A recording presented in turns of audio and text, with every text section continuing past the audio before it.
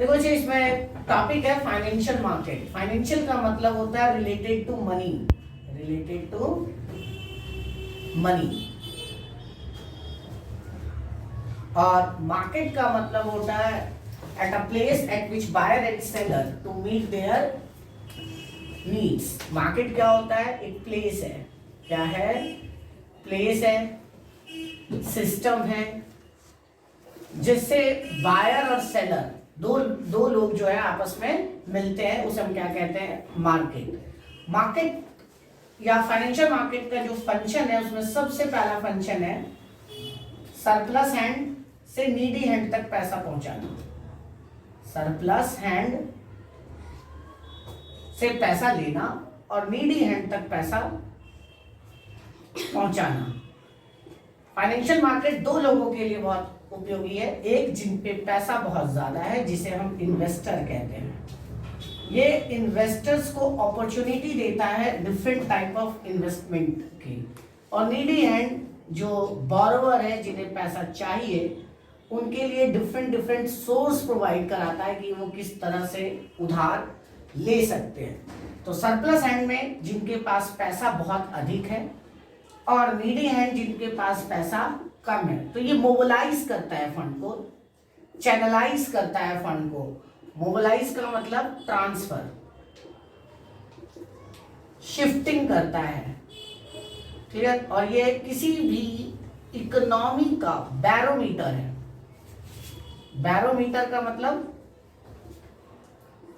Economic growth, GDP growth, देश की तरक्की के बारे में बताने का काम कौन करता है? Financial market. जिस देश की फाइनेंशियल मार्केट स्ट्रांग है, जिस भी कंट्री की शेयर मार्केट स्ट्रांग है, उस कंट्री का जीडीपी ग्रोथ रेट ज्यादा होता है, उसके अंदर जॉब्स ज्यादा होती हैं, लोगों की इनकम ज्यादा होती है और गरीबी कम होती है। तो आपके देश को यह रिप्रेजेंट करता है कि आपके देश की फाइनेंशियल कंडीशंस कैसी है। तो surplus hand to needy hand, तो इसके हम फंक्शंस पढ़ेंगे। देखिए, functions of the financial market कि फाइनेंशियल मार्केट का फंक्शन क्या है। तो सबसे पहला है मोबिलाइजेशन ऑफ फंड। अभी हम थोड़ी देर पहले पढ़ रहे थे कि सरप्लस हैंड से, सरप्लस हैंड मतलब जिनके पास पैसा ज्यादा है। बहुत सारे लोग लाला टाइप के लोग होते हैं जिनमें बहुत पैसा होता है लेकिन बुद्धि होती नहीं है, तो वो अपना पैसा कहाँ इन्वेस्ट करते हैं? अलग अलग सोर्स में नीडी हैंड को देते हैं। जैसे कि शेयर मार्केट में आप इन्वेस्ट करते हैं, म्यूचुअल फंड में आप इन्वेस्ट करते हैं, इंश्योरेंस में आप इन्वेस्टमेंट करते हैं। तो उस तरह की चीजों को क्या कहेंगे? सरप्लस हैंड से नीडी हैंड। तो सरप्लस हैंड से नीडी हैंड तक पैसे को ट्रांसफर करना क्या कहलाता है? Mobilisation of fund. दूसरा है facilitates price discovery. Facilitates price discovery का मतलब होता है किसी भी सिक्योरिटीज की कीमत कितनी होगी मार्केट के अंदर। जैसे आप मान लो किसी कंपनी का शेयर खरीदते हैं, टीसीएस का शेयर खरीद रहे हैं, तो आपको कैसे पता चलेगा कि टीसीएस की मार्केट वैल्यू यानी कि शेयर की वैल्यू आज कितनी है? तो उसके लिए फाइनेंशियल मार्केट बहुत बड़ा रोल प्ले करता है। करता क्या है? वो टीसीएस की पूरी डिमांड कर्व को ड्रॉ करेगा कि कितने लोग इसको आज खरीदने के लिए तैयार हैं और कितने लोग बेचने के लिए तैयार हैं। मतलब दो चीजों को कैलकुलेट करेगा अपने सिस्टम के थ्रू, मतलब कंप्यूटर के थ्रू, कि कितनी डिमांड है उसकी और कितनी सप्लाई है। और जिस पॉइंट पर ये कर्व काटेगा वो प्राइस होगा। आज से पहले, मतलब जब 90s के पहले कंप्यूटर नहीं था, तो ये प्राइस डिस्कवरी का काम बहुत मुश्किल था। बहुत आसानी से किसी चीज की कीमत नहीं निकाली जा पाती थी और जिसकी वजह से शेयर मार्केट में बहुत सारा फ्रॉड होता था और बहुत सारी चीजें में ट्रांसपेरेंसी की कमी थी। लेकिन आज आपका सिस्टम पॉइंट ऑफ टाइम पे बता देगा कि किसी वस्तु की, किसी भी शेयर की, किसी भी करेंसी की मार्केट में वैल्यू क्या चल रही है। तो वो इसीलिए हो पाया है क्योंकि फाइनेंशियल मार्केट बिल्कुल डिजिटलाइज और कंप्यूटराइज हो गया है। और वो किसके बेसिस पे निकालता है? On the basis of the demand and supply of that securities, currency और कमोडिटीज। Provide liquidity. पहले किसी भी सिक्योरिटीज को बेचने में बहुत समय लगता था क्योंकि एक जगह होता था जहां पे बायर और सेलर आपस में जाके मीट करते थे और तब जाके वो चीजें खरीदी बेची जाती थी। स्टॉक मार्केट में भी क्या होते थे? बहुत सारे ब्रोकर जाते थे और फिर जाकर वहां पर क्या करते थे? बोली लगाते थे चीजों की, और जिस पे वो जीतते थे, जिस बोली पे, उस पे सामान को खरीदते थे। आज के टाइम में आप बहुत आसानी से एक क्लिक पे आप अपने सिक्योरिटीज को बेच सकते हैं और फंड आपके अकाउंट में डायरेक्टली आ जाता है। तो मोर लिक्विड, पहले लोगों को बेचने के लिए बहुत ज़्यादा समय लगता था, हफ्ता भर 10 दिन लग जाता था, और आज आप सुबह सोचोगे और शाम तक आपके अकाउंट में पैसा आ जाएगा बहुत आसानी से बिककर। तो लिक्विडिटी दे रहा है आपको, बहुत सारे सेलर को और बहुत सारे बायर को एक जगह एक प्लेटफॉर्म पे ला रहा है। लिक्विडिटी का मतलब होता है easy to convert in cash, easy to convert in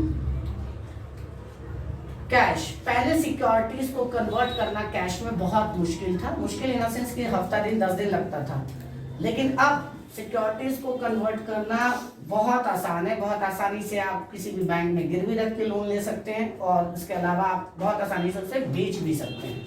reduce cost of transactions, अब सब कुछ सिस्टम से हो रहा है, कंप्यूटर से हो रहा है, तो जो ट्रांजेक्शन की कॉस्ट आ रही है उसमें ब्रोकर का बहुत कम रोल रह गया है। अब हर किसी के मोबाइल फोन पे ऐप आ गया है, सिस्टम आ गया है, जिसकी वजह से जो लागत आई है ट्रांजेक्शन की वो बहुत कम आ गई है। ब्रोकरेज बहुत कम हुआ है, पहले ब्रोकरेज का रेट बहुत ज्यादा था, कमीशन का बहुत ज्यादा रेट था, क्योंकि ब्रोकर बहुत heavy amount of commission charge करते थे। लेकिन अब जब से ये सिस्टम आया है, फाइनेंशियल मार्केट टोटली डिजिटलाइज हुआ है, तब से ट्रांजेक्शन की कॉस्ट बहुत कम हो गई है। स्टैम्प ड्यूटी भी कम हो गया है, पहले स्टैम्प ड्यूटी भी बहुत ज्यादा भरना पड़ता था। What do mean by the stamp duty? जब भी आप एसेट्स को ट्रांसफर करते हैं, खरीदते हैं या बेचते हैं, या तो सेल करते हैं या तो बाय करते हैं, दोनों ही समय में आपको क्या पे करना पड़ता है? Stamp duty. जैसे आप प्रॉपर्टी खरीदते बेचते हैं, लेकिन अब मिनिमाइज हो गया है, ये बहुत मिनिमाइज हो गया है, तो नॉमिनल रेट पर अब ये ट्रांजेक्शन किया जा रहा है। देखिए types of market, types of market में पहला मार्केट है मनी मार्केट, है ना। मनी मार्केट जो है वो बहुत ज्यादा लिक्विड मार्केट है, मोर लिक्विड है, मोर क्या मोस्ट लिक्विड कह सकते हैं। और दूसरा मार्केट है कैपिटल मार्केट। दोनों में जो बेसिक डिफरेंस है उसको ध्यान से समझना, 5-5 पॉइंट आपको बहुत आराम से याद हो जाएगा। देखिए मनी मार्केट जो होता है हमेशा शॉर्ट टर्म के लिए फंड अलोकेट करता है। किसके लिए? Short term, less than 1 year, ये याद रखने वाली बात है। शॉर्ट टर्म मतलब लेस देन 1 ईयर, 1 साल से कम के लिए अगर आपको फंड चाहिए तो आप किस मार्केट में जाएंगे? मनी मार्केट में जाएंगे। Money market is more secure than capital market, it is more regulated than capital market, and money market deals with the different type of the security like the commercial paper, treasury bill, commercial bill, and capital market always deals with long term fund। long term fund मतलब ये क्या होता है? हमेशा 5 साल 10 साल 20 साल की बातें करता है, मोर देन 1 ईयर की बात करता है, मोर देन 1 ईयर की बात करता है। It is regulated by RBI, it is regulated by RBI। RBI मतलब reserve bank of India, central bank, मतलब सेंट्रल बैंक के पास इसका राइट है कि वो इस मार्केट को रेगुलेट करे। सारे रूल्स एंड रेगुलेशंस कौन डिसाइड करता है? RBI। इसको हम फॉरेक्स मार्केट भी कहते हैं दूसरी टर्म में, बड़ी क्लासेस में आप इसको फॉरेक्स मार्केट की तरह भी डील करेंगे। Capital market it is regulated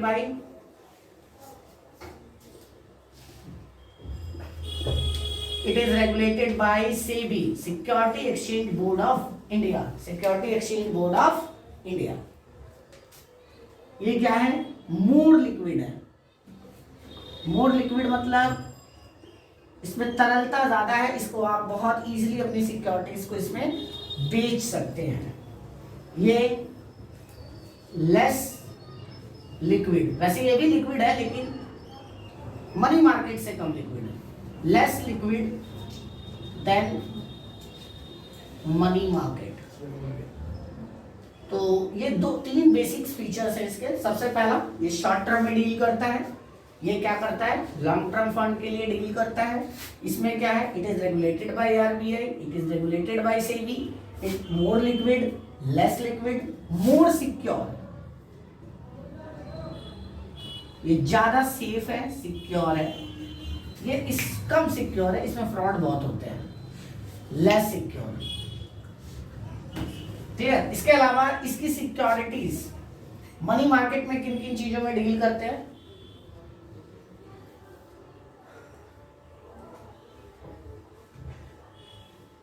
इसमें देख लीजिए ये वाला मोर लिक्विड, इसके बाद हम बात करेंगे तो मोर सिक्योर, और ये क्या होगा फोर्थ पॉइंट अगर हम इसकी बात करेंगे तो लेस सिक्योर। इसमें किन किन तरह की सिक्योरिटीज डील होती है? ट्रेजरी बिल, बात करेंगे अभी ट्रेजरी बिल क्या होता है, क्योंकि इस पे क्वेश्चन आएगा 1 मार्क का। Treasury bill, commercial paper,